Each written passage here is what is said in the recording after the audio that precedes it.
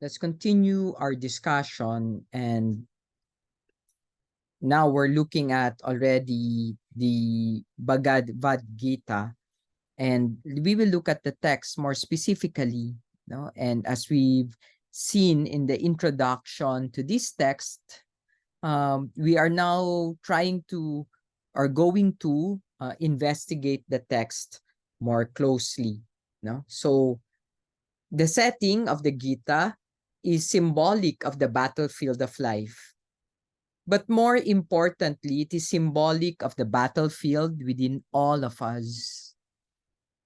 Our life is a constant turmoil between positive and negative impulses, between the pleasant and the better, between our likes and dislikes, between the good and the bad. Even though the Gita is the record of a dialogue centuries ago between Arjuna and Krishna, it is relevant to any age since it addresses the fundamental questions that actually arise in the human heart. Though the vista of epic literature, through the vista of epic literature, we are able to hear and even see the sacred dialogue, as we've said a while ago, between Arjuna and Krishna. Arjuna's despondency is our despondency. His questions are our questions. And as we read the Gita, it is as if we are in direct communion with the great sage embodied in the personality of Krishna. And therefore, something that we have and even that we can consider. So, in our last lecture, we saw Krishna's immediate response to the despondency of Arjuna on the battlefield. He told him to snap out of it. And he says, this is not the behavior of a great warrior, and therefore something that we need to pay attention to. If the depression is mild, such words of encouragement have the desired effect. In this case, the problem is deeper since it is existential in nature and therefore something that we need to pay attention to. So Krishna resorts to the highest teaching he can give, namely the essence of the Upanishadic teaching of the immortality of the Supreme Self. Life and death are part of the cosmic process, but the Self is indestructible and immortal. It is not slain when the body is slain. So what is the effect of this teaching? Even this teaching does not seem to have any effect. So Krishna makes a plea from a worldly perspective. Krishna says, if you abandon your work, people will forever recount your abandonment. And living such a life is worse than death. Therefore, stand up and fight. This does not energize Arjuna to go into battle, as certainly we are not energized to go in the battle.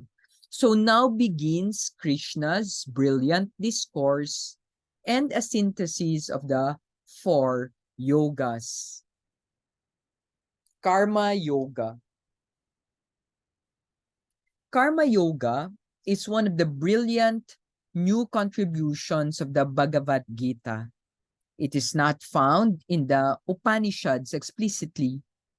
It is good to begin with Vivekananda's explanation of the meaning of Karma Yoga.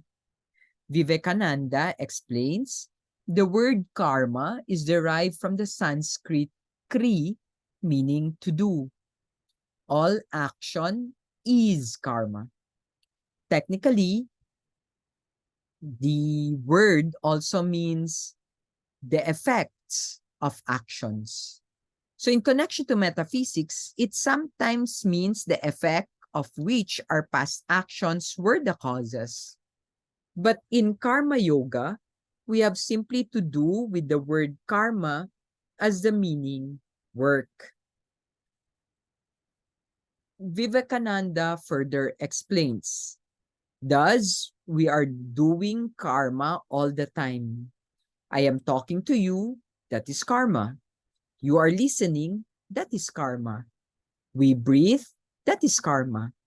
Everything we do, physical or mental, is karma, and it leaves its marks on us. Vivekananda continues, we are responsible for what we are.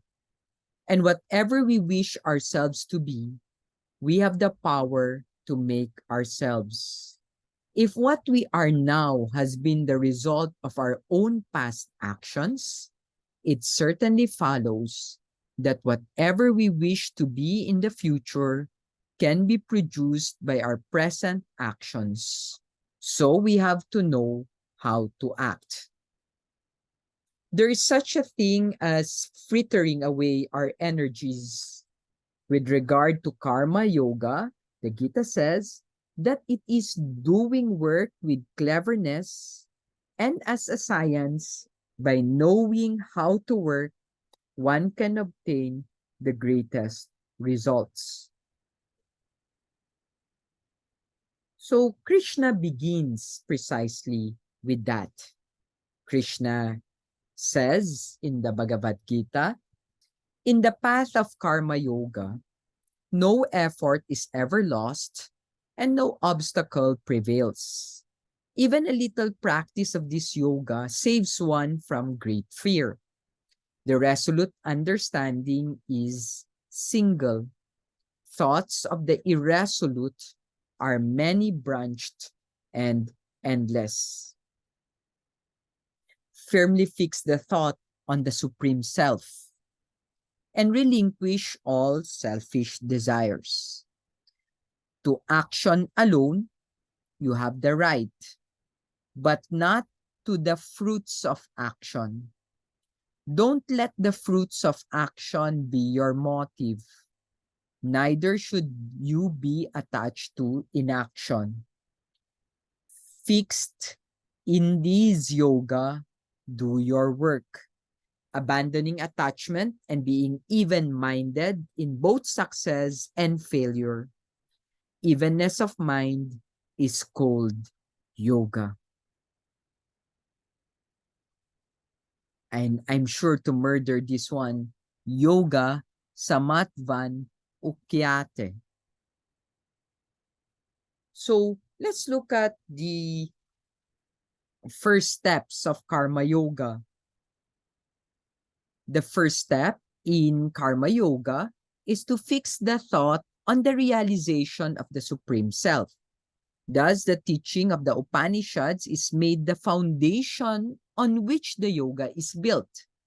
The foundation of karma yoga is the yoga of knowledge, or jnana yoga. The second step, therefore, is to act, but not with a selfish motive. If we examine our life, we find it is full of self-interest. How can we work if we are not motivated by self-interest? Does this mean we should abandon work? Krishna emphatically says no. You should not resort to inaction either, he says. The ideal is to work with an evenness of mind. To work with an evenness of mind in both success and failure. The next question to ask is it even possible to do that? Is it even possible to work in that manner? Vivekananda gives a very personal view. He explains, I have been asked many times how we can work if we do not have the passion which we generally feel for work. I also thought in that way years ago, But as I am growing older, getting more experience, I find it I find it is not true. The less passion there is, the better we work. The calmer we are, the better for us. And the more amount of work we can do. When we let loose our feelings, we waste so much energy, shatter our nerves, disturb our minds, and accomplish very little work. The energy which ought to have gone out as work is spent as mere feeling, which actually counts for nothing.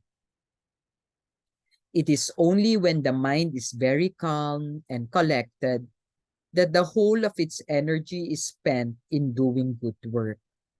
The man who gives way to anger or hatred or any other passion cannot work. He cannot break, he only breaks himself to pieces and does nothing practical. It is the calm, forgiving, equable, well balanced mind that does the greatest amount of work. Krishna continues in the Bhagavad Gita. Action should be guided by intelligence, not by self-interest. One who has joined himself to buddhi or illumined reason and works is said to be skillful in action. Yoga is said to be the skill in action. Skill in action sounded more like techne to me in the ancient Greek understanding of skilled action. And so he says, yoga karmasu kausalam. In these verses, Krishna outlines his theory of work and gives two very interesting definitions of yoga. The first is evenness of mind. The second is skill in action. Both of these attitudes have to be combined to gain a proper understanding of this philosophy of work. At the same time, we must not be attached to the fruits of our work. Arjuna asks for a description of the perfect sage. The very question of Arjuna is an indication that his mind has been engaged and he is slowly coming out of his despondency. Krishna answers, when all the desires of the mind are put away and the spirit is content in himself, the sage is said to be of settled intelligence. He is untroubled in the midst of sorrow and is free from eager desire amid pleasures. He from whom passion, fear, and rage have passed away is called one of settled intelligence. He who draws away from the senses, from the objects of sense, as a tortoise draws in its limb into the shell, his intelligence is said to be firmly set. So how does attachment arise from these? We read, the objects of sense turn away when one abstains from feeding on them. The taste for them, however, remains and only disappears when the Atman is realized. The senses are impetuous and can carry away the mind by force, especially if one is not careful. By thinking about sense objects, attachment to them is formed. From attachment arises a desire to possess them. When this is not gratified, anger comes. From anger comes confusion. From confusion, loss of memory. From loss of memory, the destruction of intelligence. From the destruction of intelligence, one perishes. So here we see a very unique and a very interesting psychology of anger. Modern and psychoanalysis has revealed that anger is a manifestation of repressed, even suppressed desires. Modern medicine has also established the damage to internal physiology caused by excessive anger. In the fit of anger, we are confused, and issues that have no bearing on the circumstance are brought in only to add further confusion. In such a confusion, we may forget things: the purpose of life, our responsibilities, our goals, and most importantly, peaceful coexistence with fellow human beings.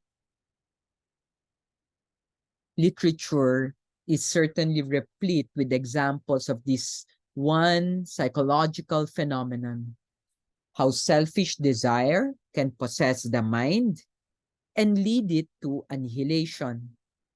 This is the fundamental theme of human life, the question of moral choice in all issues and circumstances.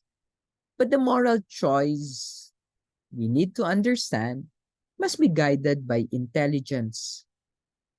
Morality, for its own sake, is too weak to stand on its own. One must have a larger perspective with which to view things, and this perspective is provided by intelligence or illumined reason, what we've been calling buddhi. Krishna continues in the Bhagavadgita, but one who is of disciplined mind, who moves among objects of sense with the senses under control, free from attachment or aversion, such a one attains purity of spirit. For the uncontrolled, however, there is no intelligence, nor is there the power of concentration. Without concentration of mind, there is no peace. For the restless mind, how can there be happiness? When the mind runs after the roving senses, it carries away all understanding, just as the wind carries away a ship on the waters. What is night for all beings is the time of wakefulness for the sage. What is the time of wakefulness for all beings is night for the sage. The meaning of the last part is certainly an indication of priorities. When the world is dazzled by the glitter of sense objects, the sage is focused on understanding reality and touching the very substance of the phenomenon of life. Thus, the mind of the sage is asleep to what the world is awake to. Similarly and interestingly, the world is asleep to what the sage is awake to. Let's look at some psychoanalytic insight here. Krishna explains, the sage does not hug desires when they arise, nor does he agitate the mind to create them. He is indifferent to them. As waters enter the sea, though ever being filled, is ever motionless, so is the mind of the sage with respect to desires. From a spiritual perspective, Krishna sees desires as part of the psychobiological process. Arjuna intervenes and asks, if you think the path of understanding is better than the path of action, then why do you urge me to fight? I think you have only confused me by this teaching. Tell me for certain which path I should follow. Krishna now begins his outline of the theory of work. Many contemporary thinkers, such as Mahatma Gandhi, consider this to be the major contribution of the Bhagavad Gita to philosophical thought. To Arjuna's question, Krishna replies, one may lead a life of contemplation or a life of action. Both properly done lead one to enlightenment. But one must understand that freedom from work is not gained by abstaining from work. By mere renunciation of work, you do not attain perfection. It is impossible to maintain even one's life without doing some work. One who restrains the organs of action but continues to brood over the sense objects is said to be a hypocrite and only brings misery and delusion to oneself. But he who controls the senses by the mind and engages the organs of action is the path of work. In the path of work is superior. This verse is Krishna's brilliant fusion of Jnana Yoga and Karma Yoga. Vivekananda expands. In order to refrain from falling into error, one is tempted to refrain from action altogether. But this is definitely not the way. Vivekananda writes in his inimitable, humorous way, the cow never tells a lie, and the stone never steals. But nevertheless, the cow remains a cow, and the stone a stone. Man steals, and man tells lies. And again, it is man that becomes God. Man steals, man tells lies, and again, it is man that becomes God.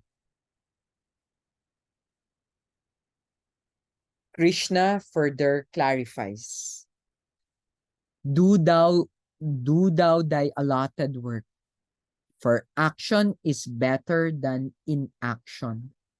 One must be active, but learn to work free from attachment.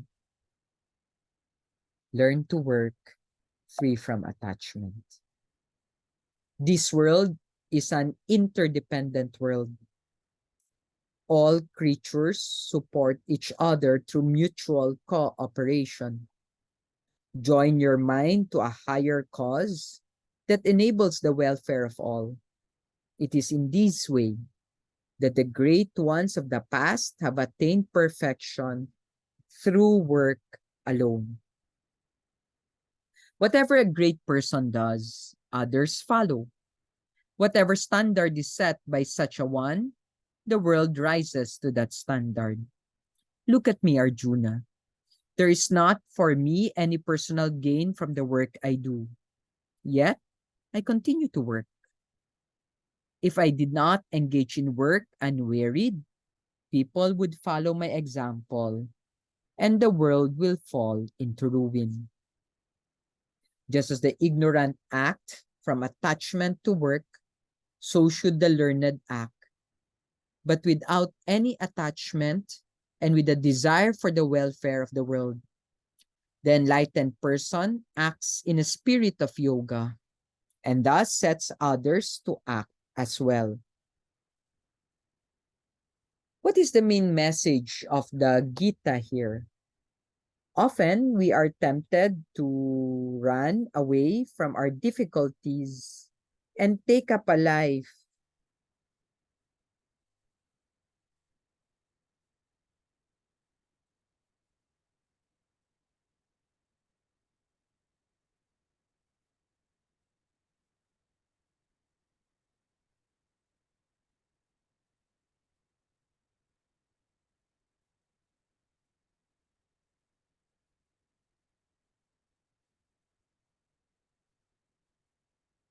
sorry. We are tempted to run away from our difficulties and take up a life of the recluse or of exclusive meditation. And this is not an option recommended by Krishna. Few people have the capacity for sustained concentration. And so most of the people who choose the meditative life waste a lot of time in idleness. The classical adage, an idle mind is the devil's workshop, more or less summarizes the dangers of such an option. The ideal is to join the mind to a wider vision, a worthy cause that enjoins the welfare of all, and then to engage the mind and body in work towards that ideal. Of course, this does not mean we must abandon or present work and take up something that has been certified as social service by the world at large. Krishna enjoins, do thou thy allotted work. Repressing or suppressing desires is not desirable, for then these energies only become subconscious to manifest later in all their fury. The energies and passions must be given a higher direction, as we have indicated in this yoga of work. Better is thought and action consonant with one's own abilities and aptitude than that which is not. Even though this may not be done perfectly, it is better because acting contrary to one's psychological disposition often leads to fear. Thus, we see that we must take our own abilities and give them a higher direction. For this, we need not go anywhere. It is our own view that must be adjusted and even enlarged. So what is action? What is inaction and what is non-action? Even the wise are confused on this point, says Krishna. He uses action in inaction and inaction in action. He is the yogi. For one whose actions are free from selfish desire, every work culminates in wisdom. Such an individual holds his life as an offering, a sacrifice to a higher ideal. Knowledge as a sacrifice is greater than any material sacrifice, since all works without exemption culminate in wisdom. Learn that by humble reverence, by inquiry, by concentration, and by service. Mere physical action, therefore, is not action according to Krishna. Real action is the process by which we refine wisdom from the crude ore of experience.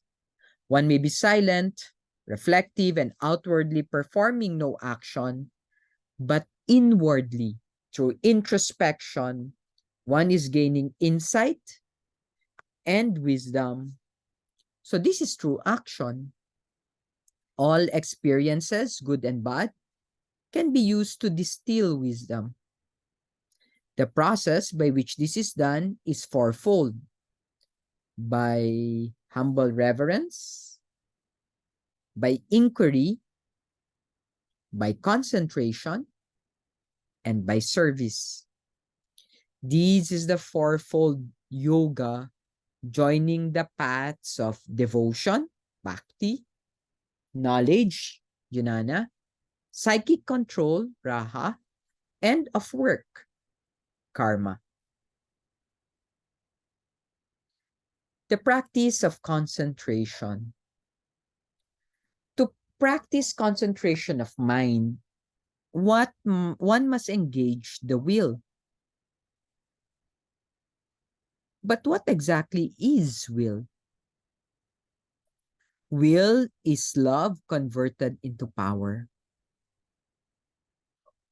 The same mechanism that leads one to a downfall can also be used to raise the level of awareness. The mind should be fixed on the desire to realize Brahman. As a lamp in a windless place does not flicker, so also is the mind fixed on the Supreme Self that is not disturbed by selfish desire. Let the yogi gain tranquility of mind little by little, by means of reason, controlled by steadiness, and having fixed the mind on the self, let him not think of anything else. Whenever the mind wanders, let him restrain and bring the mind to the focus of concentration.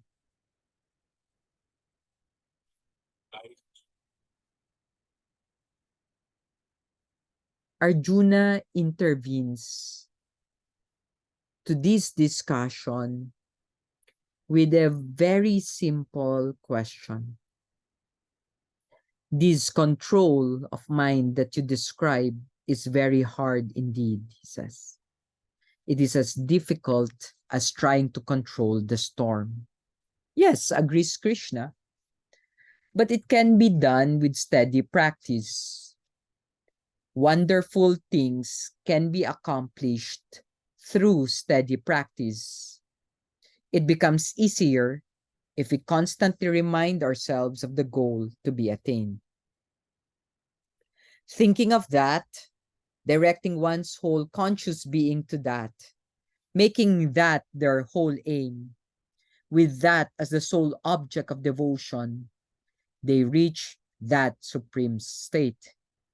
Even here on earth, the world of duality is transcended by one whose mind is established in tranquility. As the discourse continues, one can see Krishna's mind ascending in awareness. His speech begins to reveal that he is now teaching from the level of universal awareness as it is taught by the Upanishads. I am the taste in the waters. I am the light in the moon and the sun. I am the syllable Om. I am the fragrance in the earth and the brightness in fire. I am the life in all existence. I am the origin of all. From me the whole creation proceeds. Knowing these, the wise worship me, with their thoughts fixed on me. As Krishna's mind ascends to a higher level of awareness, Arjuna asks if he too can have such an awareness. He asks, if you think it can be seen, then please reveal it to me.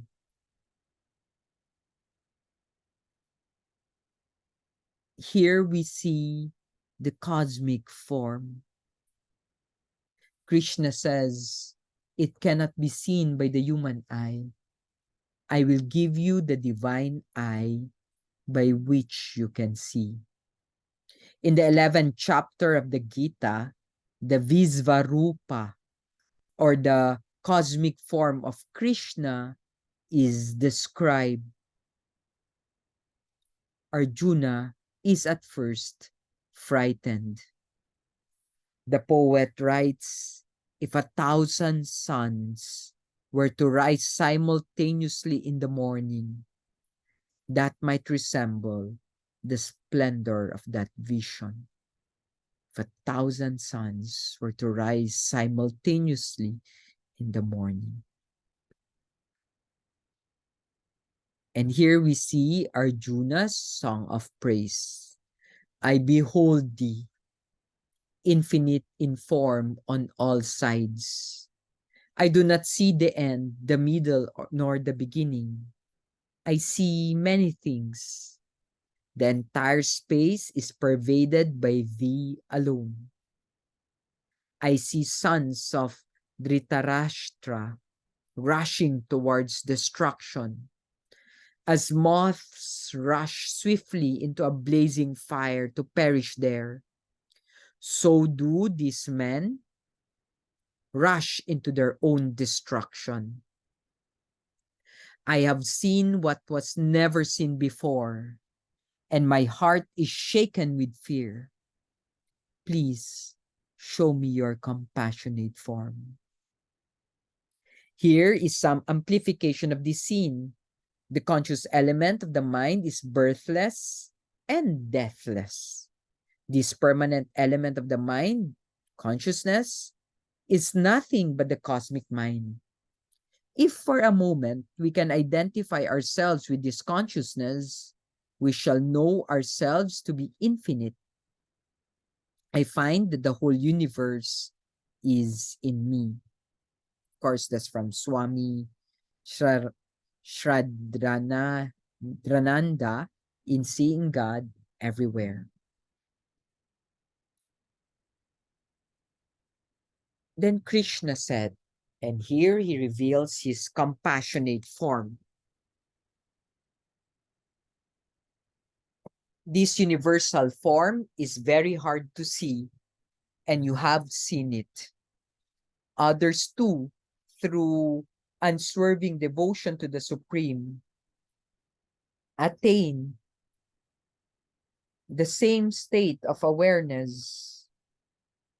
In the practice of devotion, it is difficult for the mind to focus on the abstract idea which is beyond manifestation, beyond thought, which is changeless, immobile, and constant. This is quite difficult for embodied beings. But those who worship me, meditating on me with unswerving devotion, also attain a higher level of awareness. The essential thing is to give up selfish desire and be dedicated to the welfare of all beings.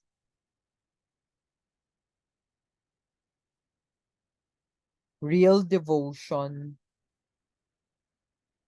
is to not have any ill will towards any being, to be free from egotism, to be even-minded in pleasure and pain. This is the yoga of devotion, or Bhakti yoga.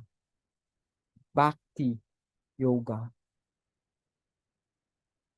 This can be said to be the second main contribution of the Gita to the world's philosophical thought.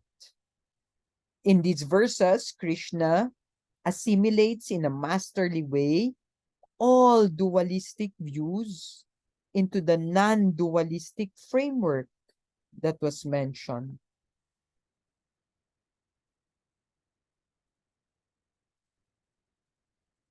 As long as one thinks of oneself as an embodied being, a dualistic view will intervene, no matter how hard we try to avoid it. One needs not lament about that.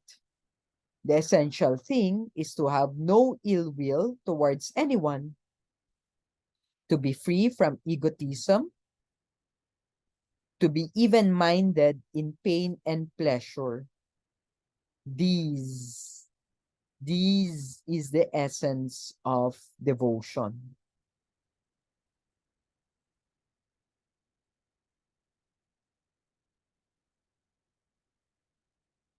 Let's look at duality to plurality.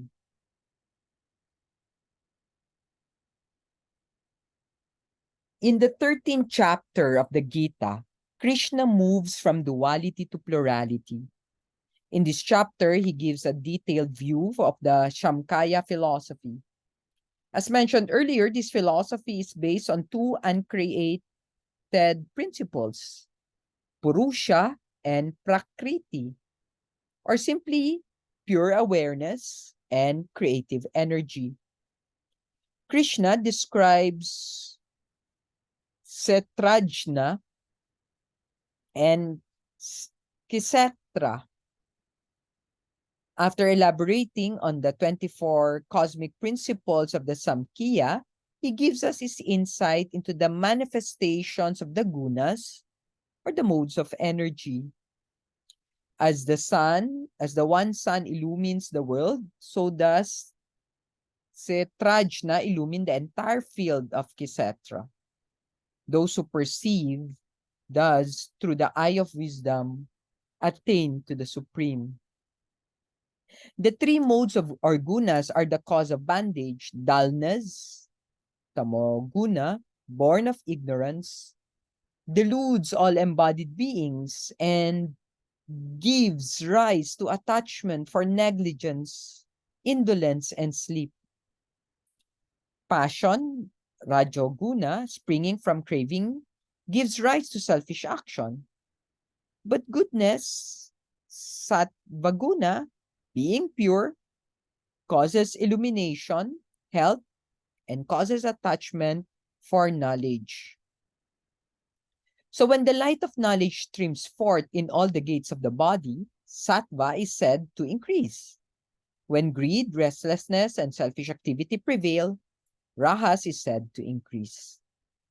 When delusion, negligence, and inertia prevail, tamoguna is said to increase. And when one rises above these three modes, one attains Brahman. Everything in this universe exhibits this threefold nature. Everything. So there are three kinds of work. That work which should be done, performed without attachment to fruits, is said to be the nature of goodness or sattva. That work which is done in great strain to gratify one's selfish desires is said to be the nature of passion or rajas. And lastly, that work which is done through ignorance, without regard to consequences or to laws and injury with regard to one's human capacity, is said to be of the nature of dullness or tamas. If you're taking this course in the Canvas shell or in the LMS, there is an area for discussion, and all you have to do is to identify or enumerate this threefold nature of things. Let's look at the synthesis of the yogas. Krishna makes a final appeal, echoing his earlier message of verses 30 and 31 of the third chapter. Again, this is still in part of the source book, and I hope that you're still reading the source book. Mayi sarvani karmani samnyasha yatmat setasa nirasir nirmamo bhutva yudhashva vigatajvara yeme matam idam nityam anutish tanti manava shradhavanto nasuyanto mokyante tepi karmabi. I'm sure I have murdered these sacred verses, so please forgive me. In English now. Resigning all your works to me, with your consciousness fixed in the self, being free from desire and egotism, fight, free from any mental fever. This is my philosophy of life. And whoever follows this teaching will also be released from the bondage of work.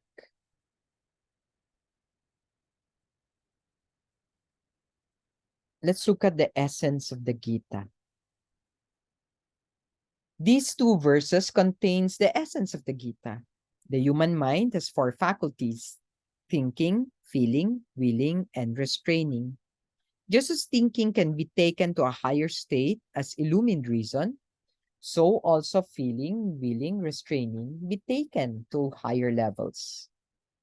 The method for raising each faculty to a higher state is called yoga. The four yoga, jnana, bhakti, karma, and raha, correspond to the four faculties of the mind, namely thinking, feeling, willing, and restraining.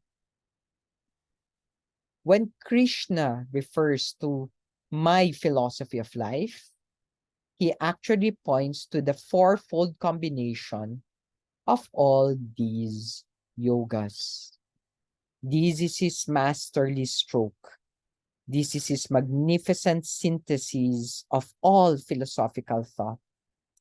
The human brain should not be developed in a one-sided fashion, but must be exercised in this fourfold way, giving a higher expression to each of us of its four faculties. The secret of secrets. So Krishna says, resigning all your works to me, with your consciousness fixed in the self, being free from desire and egoism, fight, delivered from mental fever. This wisdom, more secret than all secrets, has been given to you by me. Please reflect on these and do as you choose.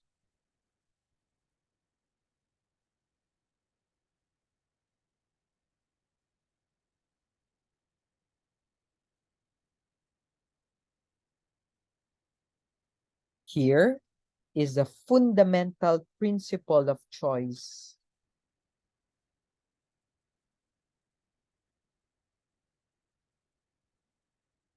We are given the highest wisdom, and now we must choose. No one therefore can be coerced to goodness.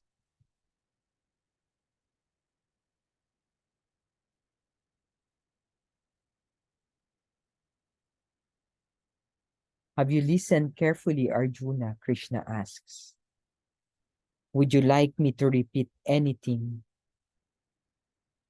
And Arjuna replies, gone is my delusion. Through your grace, my doubts have been dispelled.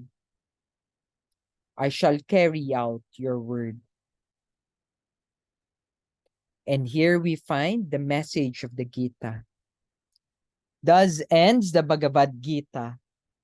So profound and valuable is its teaching that it has acquired the status of an Upanishad, and it is referred to as the Bhagavad Gita Upanishad. However, it can be said to include all the other Upanishads in it as well as much more, encompassing all religious, moral, and philosophical traditions in a universal synthesis.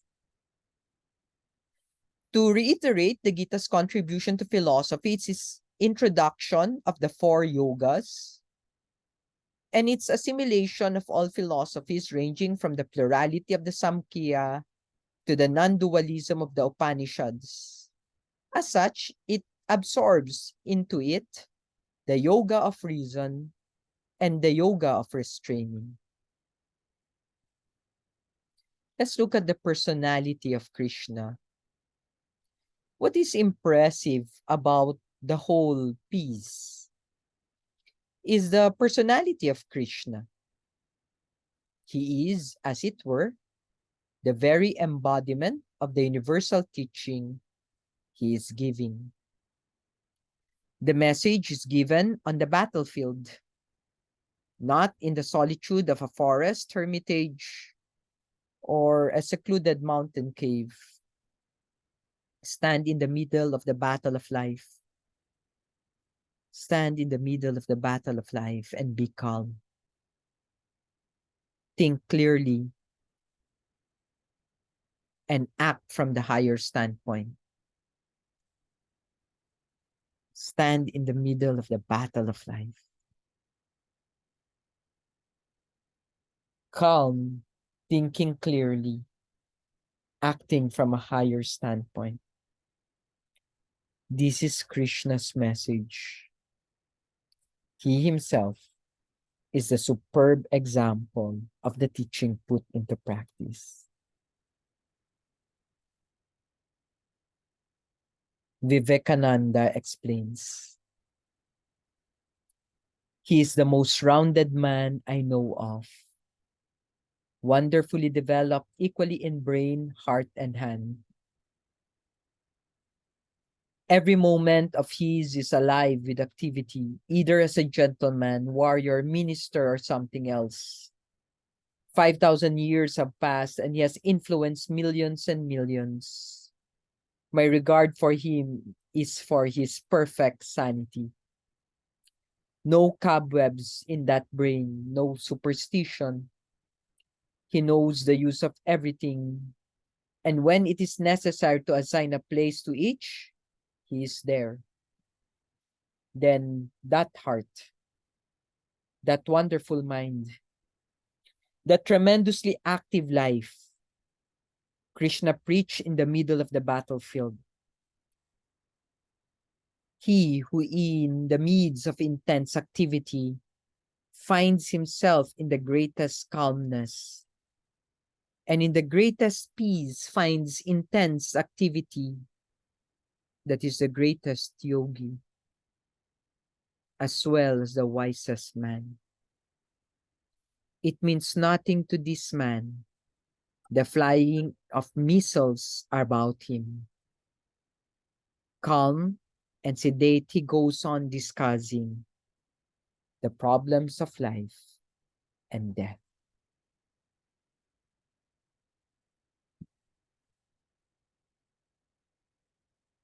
Mahatma Gandhi explains, when disappointment stares me in the face, and all alone I see not one ray of light, I go back to the Gita. I find a verse here and a verse there, and I immediately begin to smile in the midst of overwhelming tragedies. And my life has been full of external tragedies. And if they have left no visible scar on me, I owe it all to the teachings of the Gita.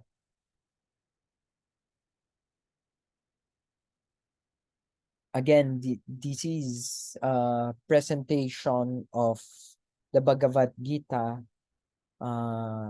If you like this content, please subscribe, like, or share this presentation. This is again Samo't sa simula.